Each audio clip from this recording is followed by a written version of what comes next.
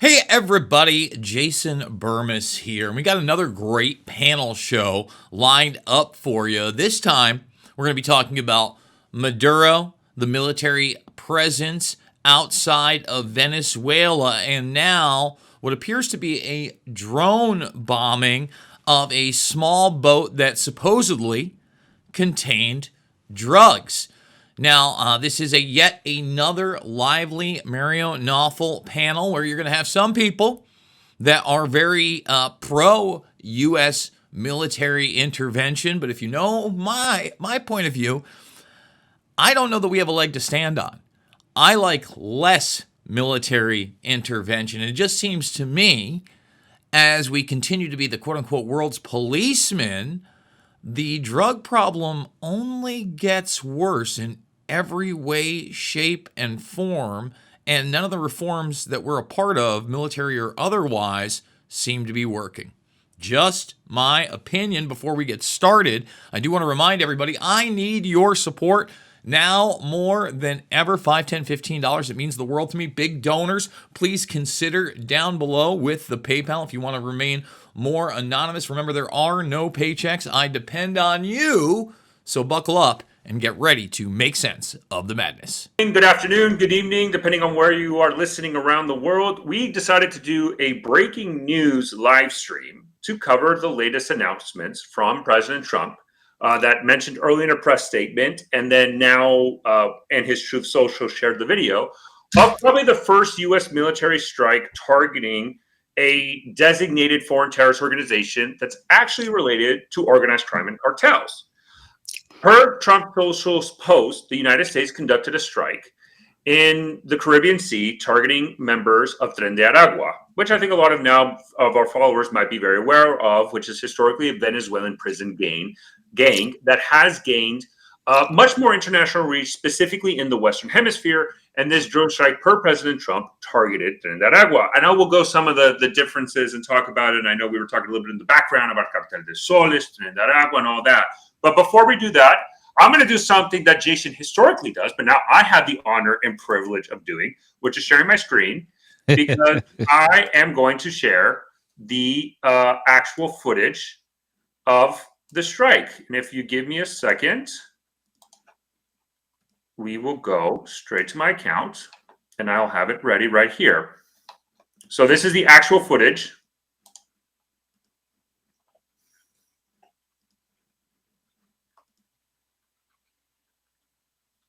And as you can see, it's a speedboat. It is not a narco submarine.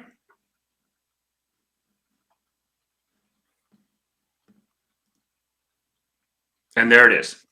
As President Trump claims, 11 members of Tren de Aragua were killed in this attack, which would probably be the most lethal counter-drug operation the United States has done. And since maybe if we want to go all the way back to the invasion of Panama, even though that was not necessarily a foreign terrorist organization, as now recently declared by President Trump.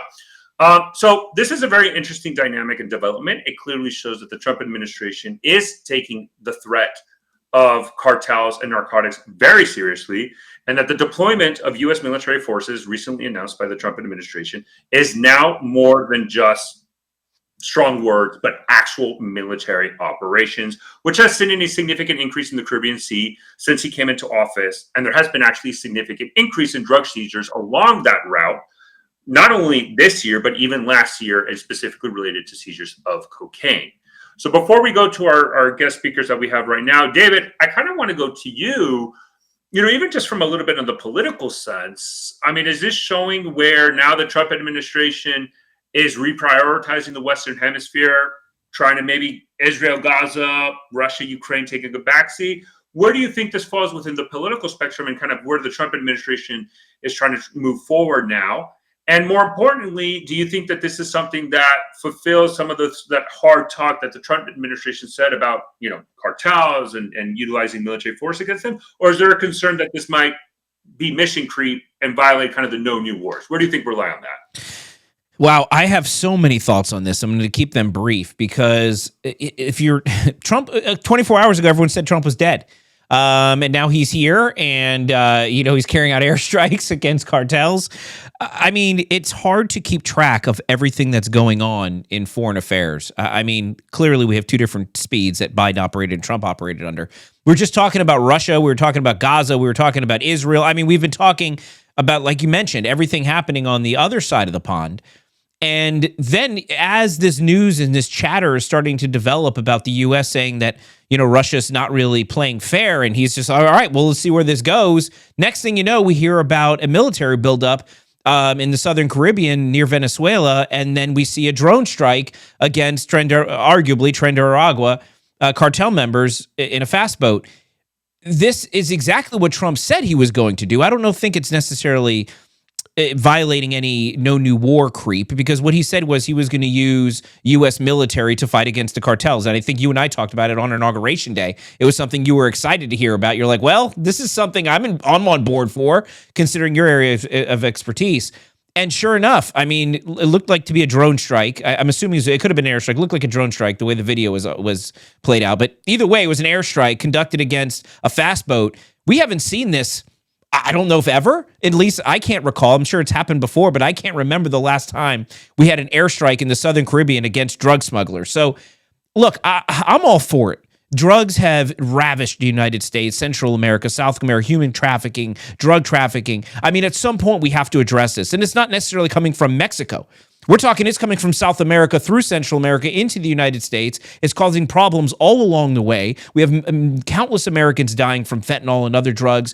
This is exactly what the American people honestly deserve, is a president that's willing to use the full power of the U.S. military to stop drug smuggling and to deter human traffickers, human smugglers from doing this anymore. I mean, look, we've spent so much money, so much time, so much gray area operations bombing terrorists in the Middle East, when we've ignored what's happening in our own hemisphere. So I'm actually okay with Trump turning the attention towards our side of the world and starting building some of these relationships on our side of the world. And I think at the end of the day, South America and Central America is going to be better off for it, because the people fleeing these violent confrontations with cartels, they deserve to feel safe in their own countries as well. So I'm on board with it. I'm all for it. I know we'll have a lot to talk about with the legalities of it and all those things, but man, you can't not appreciate a president that's willing to just be decisive and do. We haven't seen a U.S. president this bold in a very, very long time. Love him or hate him,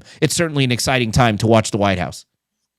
So, Arnold, I want to ask you this question, but just for our listeners, I think to have a kind of a common understanding. One of the obviously one of the kind of the interesting aspects with the Trump administration is really kind of the foreign terrorist organization designation, and let's say criminally profited organizations, cartels, right? Because let's be real, you have the FARC as an FTO, the ELN is an FTO. For all intents and purposes, they're now modern day drug trafficking organizations. They just have historically been tied to, Marxism, Leninism, communism type of insurgency and terrorist attacks affecting specifically Colombia. But, even though nowadays they're drug trafficking organizations, they still have the aura or kind of the facade of a political motivation that was an easier way to make this foreign terrorist organization designation. And the Trump administration has been very, very much expanded on that within the kind of the criminal spheres. We have expansion in terrorist organization designations in Venezuela, so specifically Tren de Aragua, which is historically a Venezuelan prison gang.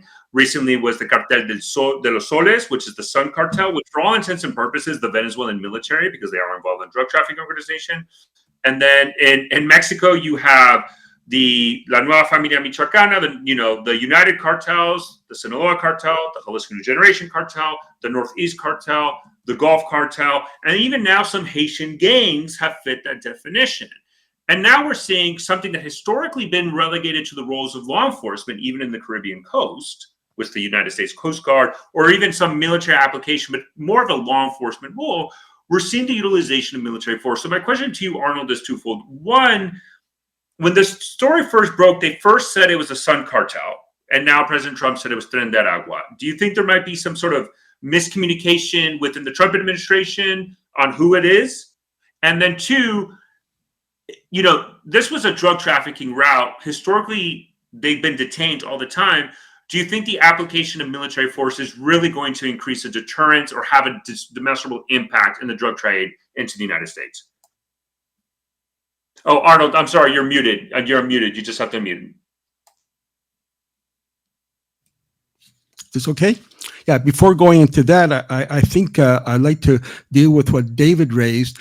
I think it's important that, attention has been focused on other hot issues such as Ukraine, such as Palestine, etc. And I think that is important because, in my view, the real goal of Trump and the United States is not the issue of drugs. It is rather the issue of overthrowing the Maduro regime, not only for oil. Oil, of course, is very important, we all know, but I would say in addition to that, that Maduro government is known for its support of the Palestinian people. He also fully supports the Russian right to defend itself against NATO and Ukraine in that area, etc. I think that this is, amongst other things, aside from oil, what is really behind all of these this talk about drugs. And that is what the United States wants to do, overthrow the Maduro regime, or Maduro government, for this reason. Now, you asked me the question that these two cartels, I mean, it doesn't make sense. Like just yesterday, we were reading that it's all about the cartel al Sol. Okay. But now today, it's no longer that. It's something else.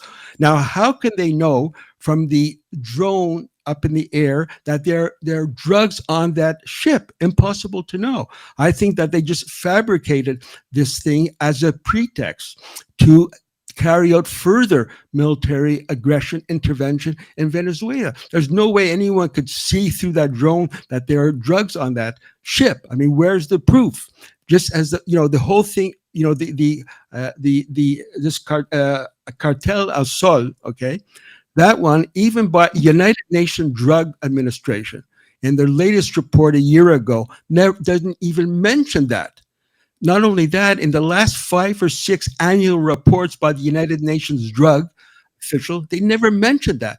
But then all of a sudden it came up yesterday. Now they dropped it. And now it's the agua del tren. It doesn't make sense. It all adds up to what I'm saying. I know David doesn't like what I'm saying, but anyways, that's not what I have to say. It all adding up to a false flag that the Trump administration is trying to float in order to intervene militarily in Venezuela to overthrow the government there, because they do not like Maduro's international policy. And they also, of course, have an eye on the oil there.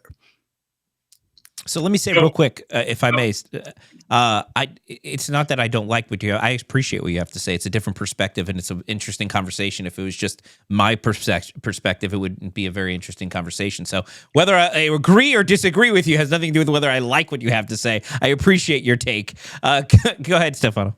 No, I just wanted to say that, we are going to continue to cover this in this live stream, but just for our listeners, we are preparing, and Jason, I alluded to this just a second ago. The Oversight Committee did release the Epstein records. A total of 33,295 pages were uploaded. We'll see if there's anything actually valuable.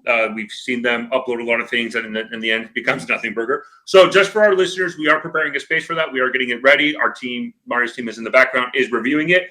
We are going to focus kind of on this as well. So we have 2 breaking news, kind of concurrent. So Jason, let me go to you. One, kind of this interesting, again, we're having a situation where the U.S. military is now doing operations that historically fall within the roles of law enforcement. Can I go back to what you first said with Panama? Because dude, that just hit. Go for it. Get the videos ready. Get the screens ready. We got screens ready, but for another reason. First of all, that's the first time I actually saw the strike. I got the DM from you guys. I looked into the details. They were very scarce. Trump said, a lot of drugs on that boat. Very small boat from what I saw to have a lot of drugs on it. Let's just start with that. But you said Panama. And one of the vivid memories that I have as a child of the 80s was sitting in my father's apartment. Parents were divorced. It was on a weekend.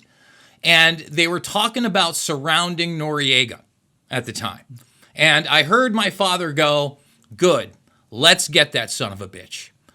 My father was a low-level cocaine dealer that was in and out of jail and eventually served federal prison time.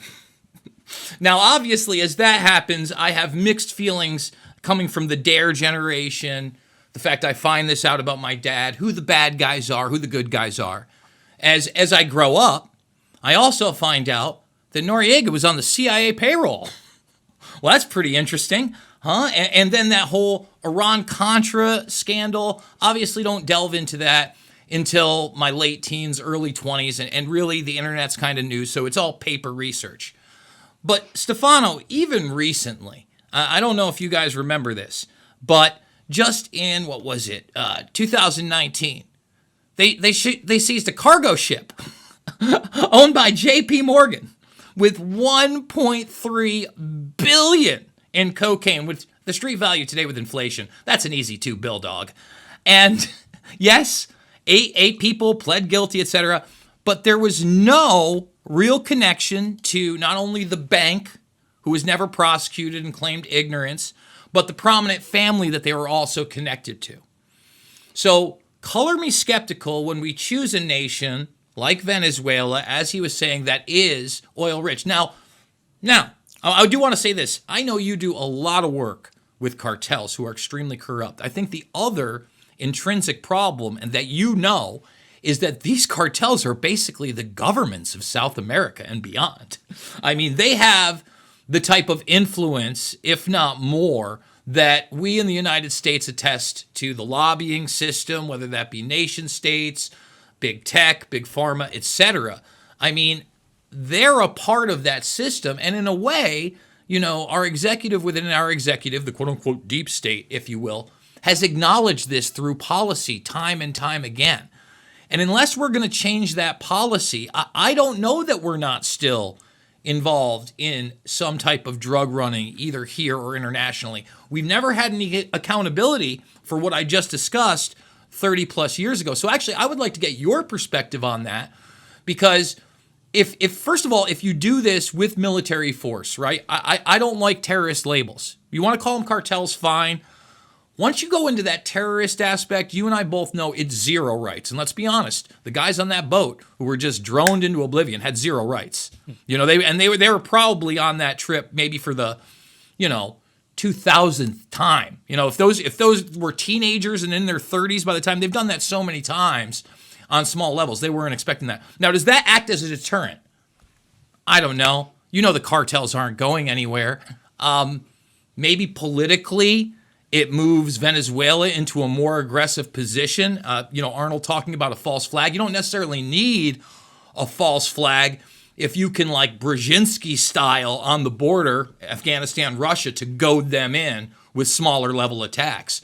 So, I mean, what do you think, Stefano? Is this a positive thing, or is this just so open source that it could lead to disaster, and it is aimed at Venezuela for the reasons he talked about? I mean, it's not just Maduro. We both know that Chavez was a huge enemy of the United States, openly talked about, Bush smelling like sulfur on the UN, and that got him a helicopter ride that almost took his life, and brain cancer that did. So what I would say is, so I would agree with you, for example, the financial aspect. It's funny because I kind of did a video on my YouTube, TikTok, and there's a key name that I think most people have never heard in their life. Abriguel González Valencia, better known as El Cuni, or Queenie.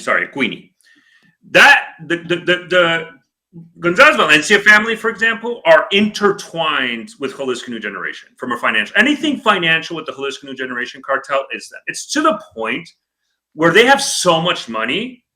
Like, Mexican cartels are the 5th largest employers in Mexico, right? And Equini was like the brainchild of Jalisco New Generation's financial network.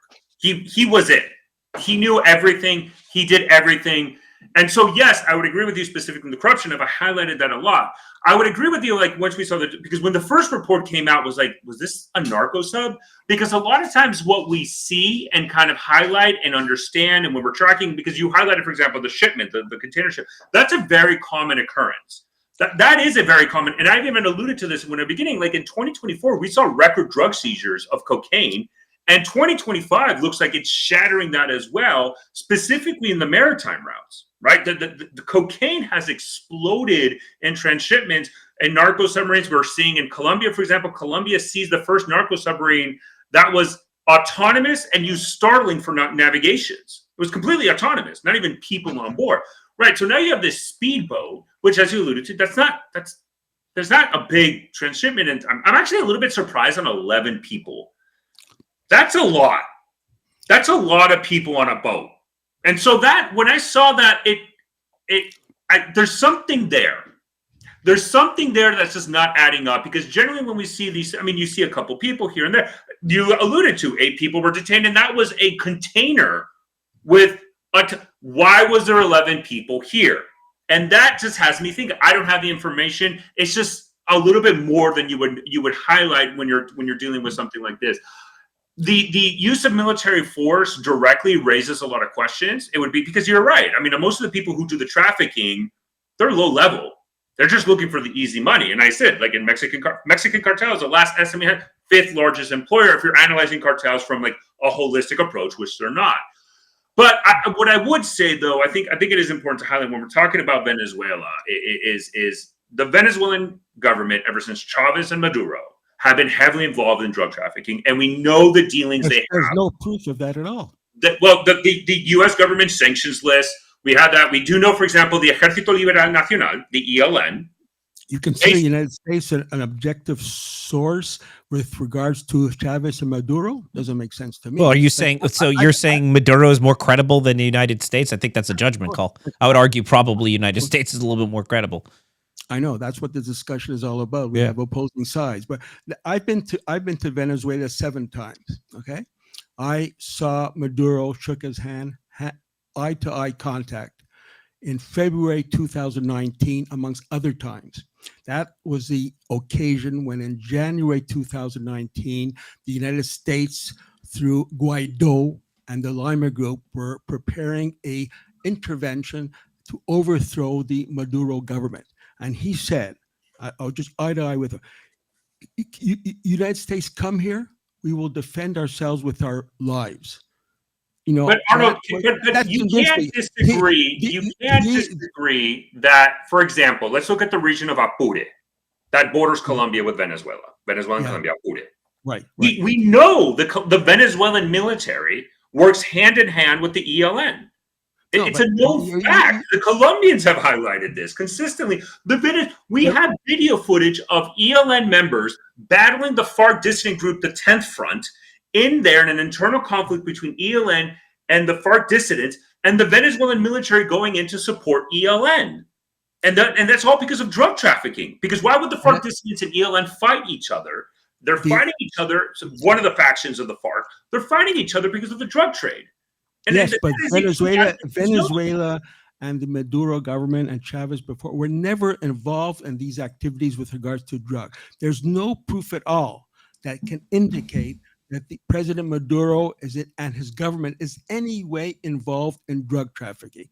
It's a false flag. You know, I think your Jason was talking about his experience with Panama. Let's go back further. In 2003, we remember the weapons of mass destruction, which was used as a pretext to carry out war against Iraq. There are many other examples like that. And what we are seeing now in end of August, September 2025, it's another attempt by the United States to float a pretext in order to try to overthrow the government in Venezuela. I mean, they're fighting for their life. I mean, Maduro is not the type of person who will put his life on the line to defend his country if he was a drug trafficker. If he was a drug trafficker, he would find something else to do. But they are ready to give their life to defend their sovereignty and the dignity of Venezuela against the United States. So regarding evidence, real quick, if I may. Those are the values that they have. But regarding evidence, you said there was no evidence. I want to go a couple of, you tell me if this is true or not true, okay? The narco-terrorism charges from the DOJ in 2020 against Maduro alleged that he conspired with FARC to traffic cocaine via air-sea routes to the U.S. That's fake, right?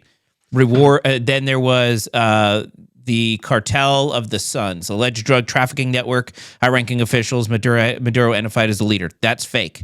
Maduro's nephew convicted in the U.S. for trafficking cocaine with diplomatic aid. Fake. Hugo Carvajal plea, the Venezuelan intel chief who pled guilty on narco-terrorism charges, that's in 2025. That just happened. We're going to assume that's fake. And then, actually, of course, I think that he was actually detained in Spain and then extradited to the United States. Right. So all of these things, you said there's no evidence. So this is what I would argue to be evidence, and plus what Stefano just highlighted. So all of that you're arguing, none of that is tied to Maduro. It's all fake. Nothing at all, David. Like, for example, all those examples you gave, the sources that you give are U.S. sources. How can anyone in the right mind, believe in U.S. sources when it comes to opposing Venezuela? There's no way. I mean, there is no concrete proof.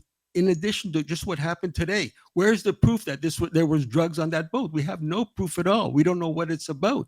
They just, we saw those drone shots from afar. And of course, they want everyone in the world to assume, oh, there's drugs on that boat. And then they just make the link where there's no link at all, that this is connected with President Maduro. There is no connection at all. And you would argue that the 2024 election was completely legitimate in Venezuela as well, right? I was there in 2024. Were you there? I was there. Okay, so you say it's legitimate. The election was legitimate. It was completely legitimate. Okay. I was there. I followed you asked me, and I was there. No, I appreciate David, your perspective. can I jump in here real quick? So what in July 2024, I went through every step of the electoral process from the beginning to the end, and I saw with my own eyes that there is no way that any fraud had taken place. In fact, I would say that the Venezuelan electoral system is so transparent, it is fraud-free. Even if the government wanted to carry out a fraud, it is impossible. Everything is done by computerized and very modern machinery, unlike the United States. There was no fraud. He was elected in a legitimate manner. And the same thing went. I also So the Carter Center, the United Nations, and several analysts who rejected the official result, it said the aftermath. They said the result was invalid. Your eyes, though, are way more credible than all these other organizations. David, Yes? David, can I jump in and defend Arnold for a second? Okay. I'm going to defend you. Let me just say this. First of all, they also told us there were no shenanigans in the 2020 election. Now, I'm not saying any of the things that you said are real or fake regarding to the narco traffic. But let me say this. He just mentioned weapons of mass destruction, 2003. How about the fact that in the late 90s, the opium trade had almost been completely eviscerated by the Taliban in Afghanistan and that government system. And then when we took it over, it absolutely exploded. But the Taliban didn't get taken out. They're still in power over there. And now we have a big drug problem. And of course, there's that famous clip, and I think that we've kind of, Stefano, discussed a little bit, where Geraldo shows U.S. troops in front of those fields. It becomes a huge farming crop because we're so concerned as the United States about the narco trafficking that it explodes there under U.S. troops guarding it, and then Walid Karzai is one of the main warlords who happens to be the brother of the guy that we install. Again, I'm just saying, color me skeptical that our executive, the ones that really, not necessarily Trump, who I think, wants to throw on his Superman cape, and, he's a guy who probably never has had a drink, never has done the nose candy, God love him. I'm talking about the people that really run the things behind the scenes, all right? The people that would cause a false flag, et cetera, the banking systems. That's where my skepticism comes in, that we're so damn concerned about Venezuela, and we blew up this boat that, look, I'm assuming they're going to come out with more intel than we just saw it on the drone, right? They're going to say we had these guys followed, we had human intelligence, here's, some text messages back and forth, maybe some beepers that'll magically go off Israeli style. I kid. But they'll provide something else. So let me do this.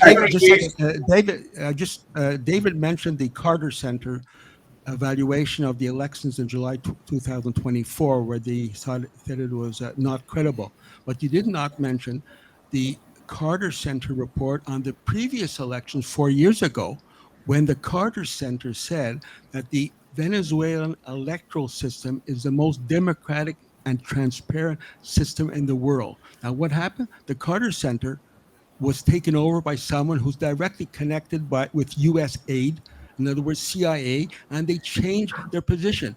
And instead of looking at it objectively as they did before under the influence of Jimmy Carter, they start to look at it from the point of view of the United States. That was what happened with the second report that the Carter Center came up with. Not So, just Luis, Mr. I'll let Arnold, you. I'll I let would you. like to say something. Yeah, Good go ahead, afternoon, Luis. everyone. My name is Luis Peche. I'm from Venezuela, and I would like to take some things about the things that Mr. August has just said. No, first of all, um, there are no results of the Venezuelan presidential elections by the official entity that had to make them to publish the results of the presidential election of July 28, 2024. So this happened. This is a major question. Where are the results of these elections? The official entity that had to publish this result argued that they were hacked, that the system was hacked. And because of it, they couldn't publish any results. This system that you're talking about, Mr. August, has some locks, has some security mechanisms in order to preserve the integrity of the elections.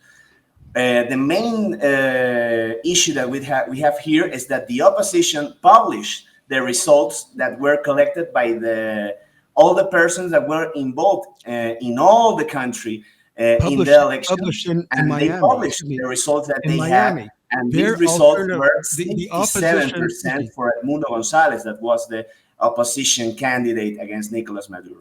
The Chavismo regime hasn't been able to I have publish to these clarify results something. by Sorry. any means. So this Luis, is like the so main the issue listeners, on the presidential election theme is this one. So in that fact, second of all, and just a I second, don't want to. I have to jump in. Luis, just 1 second, please. Okay, please. Okay, so of course. Your point of view is very interesting, but I think the audience should know that the opposition facts and website or whatever, it's based in Miami. They organized their own electoral website in No, Miami, and based not on true. that, they said the winner was not President Maduro. I mean, this is not That's serious. not true. If you enter the website, The website it is has based like in Miami. all the all the proofs of each and every one of the counties where the election was held, with the result of each and every. They could collect about 85% of the data because the electoral authority couldn't do it. So Well, I it have one has other the question proof for you, in there Luis. with the with the signatures If they have, of the government party and the opposition party members. So those are the Louis, I facts have on it. one question. If their position was so strong with regards to the fraud, how come that the opposition did not respond to the request, the suggestion of the official electoral body to show up in Caracas in front of the electoral commission to prove It's that there was public fraud? because They it's did public not data. show up.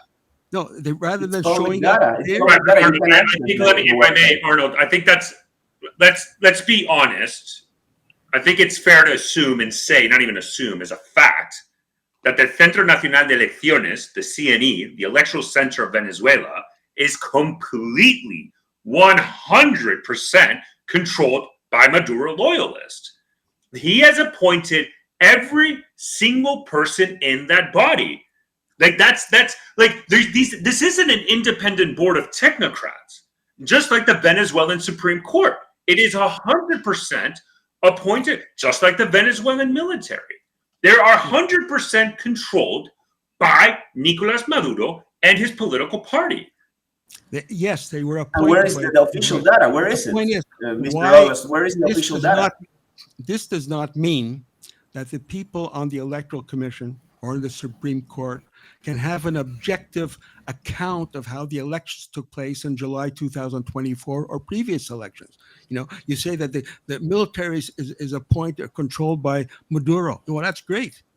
thankfully, you the could- military is very strongly in support of Venezuelan sovereignty, and there's But, no but way. okay, the United States- let me use there's that. no, And there's no I way. need Go ahead.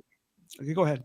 that because I want to ask that question because you have a disagreement, and because I know you heard your point, and Luis joined us later, so I did want to pivot back to kind of the original conversation for Luis, because that's the thing, right?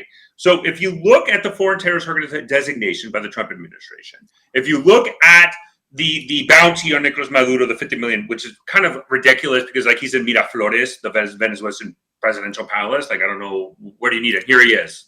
Give me my money. But this isn't only Trump. I mean, this has gone all the way back, and this is a question for Luis, right? Let's be like the cartel de los soles in reality does not exist in the sense that it's not like the Sinaloa cartel. Our argument should end there. It did not exist. It does not exist as the current one does not exist either. They're fabrication. They're made up by the United States as a pretext to invade Venezuela. But let me finish my point. Because let me finish my point. The term the sun cartel came about because the Venezuelan military symbol is the sun. And because the Venezuelan military is involved in drug trafficking, the Justice Department, the U.S. government, and all that just simply said, okay, we're giving you a label. You're the Sun Cartel. It's basically the Venezuelan military involved in drug trafficking. That is what's going on. So, Luis, like, from your perspective, are you saying that United Nations official drug institutions are wrong when they they never mention these two cartels? No, I could say on that I could say on that the data that the UN is receiving is the official data that the governments give to the UN. So basically, Venezuela is telling the UN, well, we don't, we are not part of any trafficking. The United Nations is controlled by Maduro. It would be like really. The United Nations is controlled by Maduro. The United Nations drug administration. No, not the United Nations. The United Nations receives information from the governments that are part of it, and the government of Venezuela sends to the UN this information that says, no, we are not drug traffickers. So carried out by the President Maduro's government, absolutely no information. They can do their own investigation. They do not get the information from Maduro. They do. So you think the indictments against Maduro's family members in the United States, where he pleaded guilty, was completely fabricated? Which the ones specifically that David highlighted. Luis, go ahead. Because there are two cases that are currently in place. One of them is Hugo Carvajal, that was the former intelligence commissioner, basically the authority on intelligence in Venezuela. He is right now in the United States. He was extradited by Spain, and he declared guilty on drug trafficking. There are others. There is Cliver Alcalá, another member of the military of Venezuela, that has declared guilty on the drug trafficking. These are two cases that are ongoing right now. No, but the United States government, by Trump, by Biden, whatever. No, it's the United States Justice that right now is developing this case on drug trafficking by Venezuelan officials.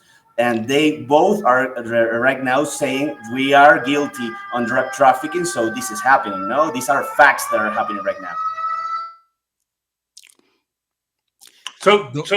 So I think, Jason, let me go back to you then with this question. So walk this for me. Is this a situation from your perspective, when we're analyzing, is this now a situation where this, and I think I want to get the opinions of everybody here, but I'll go to you first. Because when I first saw the reporting of military strikes or military planning for military strikes against cartels and the deployment of forces in the Caribbean Sea, and my perspective was this is a knife pointed at Venezuela, not in Mexico. Right.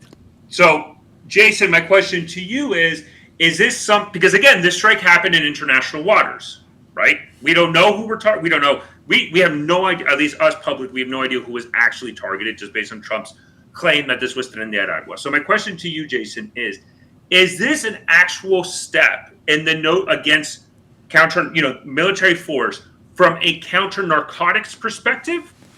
Or is this something that is more like a ruse and it's really directed against Maduro? And because there are people on both sides of the argument, I think a lot of people even who I've talked to, scholars and people that would not agree at all with Arnold, that is like, this doesn't seem like really it's pointed against necessarily narco trafficking, but more against Maduro. My first belief was when I saw this, like, this is more pointed against Maduro because not necessarily Mexican cartels. But what do you feel? Is this a Maduro thing or cartels as a whole, which the Trump administration, the 2025 Office of Director of National Intelligence Threat Assessment listed cartels as the #1 threat to the United States? And terrorists, right? And that's the word that is key, because it's not, you're not wrong on the ruse part. I would say it's anybody that becomes a figure like Maduro that can be framed up as the enemy of the week, month, flavor, or whatever. I'm not saying the guy's a good guy, but just like you said, well, if we're worried about cartels, why aren't we worried about our border on Mexico, particularly Texas, California, Arizona, all New Mexico, all that? We're not. And the other thing is, again, this is a small boat, and this is the first taste to see how that we're actually handling this militarily. And it's nothing like we would have handled something in our own waters via the Coast Guard, right? These are drone strikes. So not only are you legitimizing the military against another leader of a nation state, you are further legitimizing the use of force by robots in the sky. And more that will become autonomous, right? How much longer, if this continues, that we're just going to say, well, we're not even pulling the trigger. We're not even making the decisions. We have an AI algorithm that's running it. So good luck in your boats, guys. You know, if the AI picks you up and you're running drugs, you're going to be blown up like this. I think that sends the message that we're going to be doing this a lot more. And, you know, if you've been keeping up on this type of warfare, you got people like Lucky Palmer, the head of Anduril, saying, look, we don't want to be the world's policeman. Wink, wink, wink. We want to be the world's gun store. All right? So this also gives us a great opportunity to pick off which enemies we want to utilize, what technology, and then make a buck while we do it. And just like Trump right now, when he's talking about Ukraine and Russia, right? He goes, well, we're not funding it anymore. It's our weapons, but they're paying for them. So, I mean, there are a lot of advantages to the way this is going for the military-industrial complex. I don't know that any of them actually stop drug trafficking or stop, quote-unquote, evil dictators or the cartels, Stefano. I've only seen their power and influence increase in the decades that I've been alive, and that's an unfortunate thing. So let me go to... Go ahead, Arnold. I wanted to go to you to kind of address that and then anything else. So go ahead, Arnold, and then I have a question specific. I just want to, I mentioned, my experience directly in Caracas meeting with President Maduro on a couple of occasions. But you know what is the best argument against the notion that there is drug dealing and corruption going on in Venezuela? Since the United States announced its military operation in that area a few days ago, there has been ongoing volunteer enlistment by thousands and thousands of Venezuelan people to enlist to going into the militia. Now, if there was corruption and everything was going wrong in Venezuela, there was a lot of things underhanded, why would people line up in their hundreds of thousands to enlist, give their life to defend their country against the United States? There's a reason for it, because I'm not saying there are no problems in Venezuela, but the problem is not corruption. The problem is not Maduro leading any kind of a narco state. Otherwise, people will not be, there are 8.2 million people in the reserves and the militia ready to give their life to defend Venezuela's sovereignty against the United States. That comes about because people are sincerely in support of the Venezuelan government and how they've been developing it over the last few years. So, Luis, I'm going to go to you. Why would people line up to enlist and offer to give their life to defend themselves against the United States if they were not convinced regarding the transparency and the honesty of the Venezuelan government? So, Luis, I want you to address that. I guess my only counter to that, Arnold, I don't know how Maduro can explain the largest humanitarian crisis the world has seen, even outside of a war zone, with the mass amount of refugees that's fled in Venezuela. But because there are significant humanitarian tolls there. But at least just a second, you talk about humanitarian crisis, but how about the sanctions that have been going on? carried out by the United States against Venezuela, trying to cripple its economy, make the economy scream so that people rise up against the Maduro government, just as they did with in Chile with Allende. I've been there. There's no crisis. I could send you my videos that I took of plentiful things available in the stores and the markets in Venezuela. There is no humanitarian crisis. So, That is Mr. August, something that, Sure. that, Go that ahead, is Luis. something that so you're saying the things that are collapsing between them, because if you say that there's no crisis, then how can you explain that Venezuelans are still fleeing the country to all above the continent? There are from Chile to the United States, Canada, Europe, for everywhere you can find Venezuelans that flew the country because there were no opportunities yes, in there but for that's them. So directly the that's result the of the first part sanctions. of it. Directly So I result of wanted the to talk. sanctions. So yeah, that's really a contradiction on your What? part. This is an ongoing crisis Why that don't you is admit still that there. American sanctions? You support American sanctions against Venezuela as a Mr. Venezuelan? Tell me, August, the you support it or sanctions, not? the Venezuelan crisis is previous to the That's what I thought. In installation other of words, this first sanctions support by the and United give States government. So, and give and credibility to the the American sanctions against 95% Venezuela. of these Arnold, wait, wait, sanctions wait. You have guys are talking. Arnold, wait. Let Luis do his point. Let Luis Okay, finish everything he's saying, and good. then you can kind of go back. yeah. Because Luis, but I'll let you do everything. But I do. We have seen an increase in the recruitment in los milicianos bolivarianos. So I want you to address that point as So well with any of your response. yeah.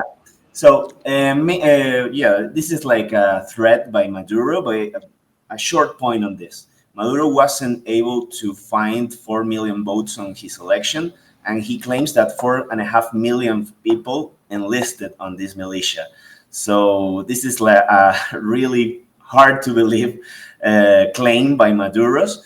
But what I can say about that is that this arming these people, giving weapons to these people that are mainly people that depends on the government on a high basis, depends on the money that the government gives to them.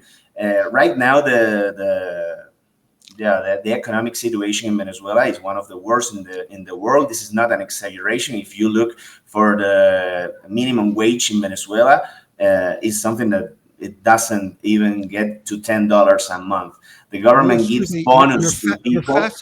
your fascination with the American dream is Mr. just August, oozing. no, it's not fascination. I am Venezuelan. I have lived this for many years, so I am just saying things that happen to my family, to my friends, and I can relate from my point of view. You can later say your things from your point of view as a Canadian or whatever. But what can I say is that the minimum wage in Venezuela, and you can Google it, it doesn't get to $10 a month. So the government gives economic bonus to people that are, loyal to them. So there's a relation of dependency in this that makes them. Some people have to do what the government says. This week says, well, we are enlisting in the militia. Well, we are enlisting in the militia. But this is the relation Come that it on. is. So, Louis, it's so on to television. You could go on television and X and other social media, and you could see very clearly people lining up to sign up for the militia. I'm not making it up. Those are real footage. And people are doing it because they believe in the necessity to defend the Venezuelan project, despite all the problems, and even despite the problems created by the American sanctions. Well, Louis, you refuse to say the American sanctions are the cause of economic hardships that are taking place supposedly in Venezuela. Why don't you say it? Are you for or against the economic sanction, Louis? Or are you like the leader of the opposition, Maria Machado? She's in favor of sanctions. She's also in favor of U.S. military intervention in Venezuela, like you, Louis. How you're not objective at all, even if you're Venezuelan. That's great, but you're Mr. not August, you objective have at all. said You're just mesmerized by the American dream, and everything in the United States is fine, and Venezuela is terrible. you can cartoonize my position, but what Luis, where do you I live can say currently? is Can I just ask you? Do you live in the States, or are you in Venezuela? I am currently not in Venezuela because I have to flee. I can't tell right now where I am because Okay. I had to flee Venezuela because of political reasons. Right now in Venezuela, there are more than 1,000 political prisoners. This is something that has to be said in this forum. There is no freedom of speech. I salute that these spaces are made when we can freely share our ideas. In Venezuela, this doesn't happen in the way that we are speaking right now. I had to flee the country, so that's I was just curious. Guys, I've got to run. I'll be back for the Epstein thing later. Thank you so much for having me on the platform. Another great debate and discussion. Love you guys. Love Mario. We'll see you soon. Yeah. Folks, I really hope you enjoyed this one. Again, I think that these panels are excellent. We ended up doing a space. I like the panels so much more because spaces are over phones and I can't show my work. They seem to garner maybe a little bit more attention, but I hope that these videos can take off a little bit more with your help. Once again, I need your help financially. $5, $10, $15. It does mean the world to me. If you don't want to do the buy me a coffee, there are other links down below, including the PayPal. I want to remind everybody that I am a documentary filmmaker and all of my documentaries are free. And then I will be going down to DC hosting on 9/11, turning the tide, 9/11 justice in 2025. Senator Ron Johnson, former Representative Kurt Weldon, Dennis Kucinich, CIA whistleblower Kerry Aku is going to be there. Clayton Morris, Matt Campbell, Bob McElveen, Richard Gage, Ted Walter, and so many others. My good friend Luke Radowski. If you can make it, please get down there as well. And remember, if you are donating, that also helps me on this trip where, again, I'm not taking a paycheck. God love him for letting me do this, for getting my hotel room and my travel expenses. But that's it because, look, again, I always say it's not about left and right. It's always about right and wrong. That's true. But you've got to walk the walk, not just talk the talk. So thank you guys out there for making that possible. I absolutely love you. And we will see you all on the flip side.